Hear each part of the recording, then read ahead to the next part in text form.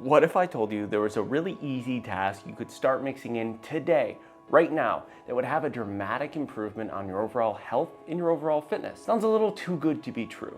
Well, in this video, I want to break down meditation and discuss a little bit of the research behind this and explain the ways it can help improve your health for the better. So let's get right into this.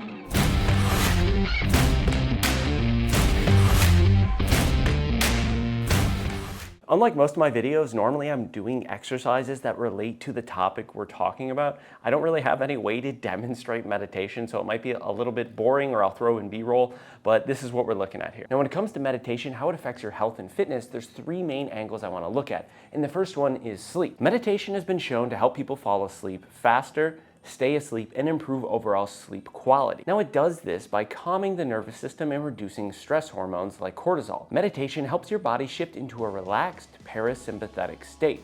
This is what we call the rest and digest mode, and that's ideal for sleep and recovery. And research even backs this up. A 2015 randomized control trial found that older adults who participated in mindful meditation for 6 weeks experienced significantly improved sleep quality and fewer insomnia symptoms compared to those who follow conventional sleep hygiene. And even secondary outcomes like depression, daytime fatigue, and insomnia saw measurable improvements. Another study on this topic found that individuals participating in even short-term meditation were able to fall asleep faster and overall improve their sleep efficiency. Now, this may be much more impactful than you think. And if you follow my channel, I've done videos in the past on sleep and how important sleep is for recovery and for muscle development, even for weight loss. When individuals try to lose weight and don't have proper sleep or good sleep, they actually lose a larger percentage of muscle mass, which we obviously want to avoid.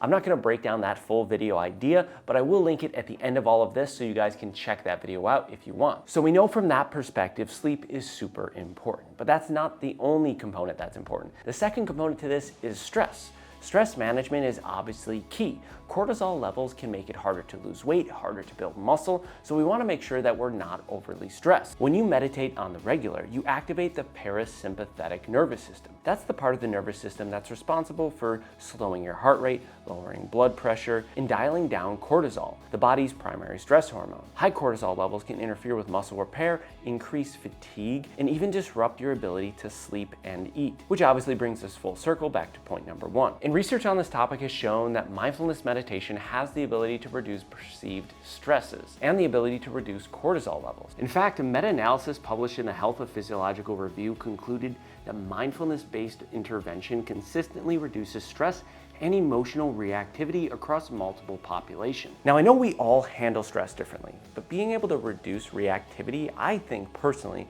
is really big and important. We all know someone who snaps right away when they hear something they don't like, or they're really combative, they act like they want to fight or argue instantly.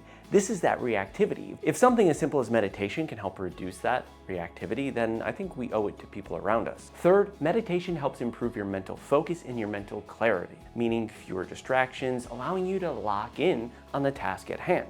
Now, if you lift weights, this might mean you have a better ability to focus on what you're doing. There's a concept called the muscle-to-mind connection. This is where you focus on contracting the desired muscle you're trying to work on. This is something bodybuilders will use, or a mental cue that you can use to focus on the desired muscle.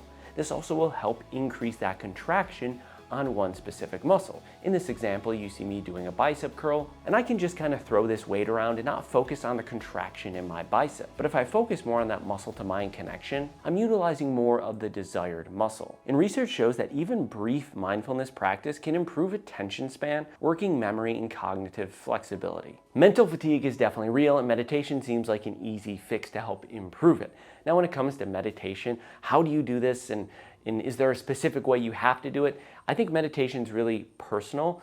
You can find something that works for you. You can watch someone on YouTube that gives you a mantra that you can follow along with. You could just sit in a quiet room. You can sit with your feet crossed. There's no one way to do this. Sometimes I feel like I get good meditation where I get to kind of bring some clarity in my head when I just go for a walk. I think finding a method that helps you reduce your stress levels and allows you to focus and be present in your own mind is one of the best ways to utilize meditation. I don't think there's a right way. I don't think there's a wrong way. If you guys did enjoy this video, hit that like button, consider subscribing. The video I talked about sleep is right here. Check that video out, click that video, or there's also this video, click the videos. We'll see you guys next week. Have a good day.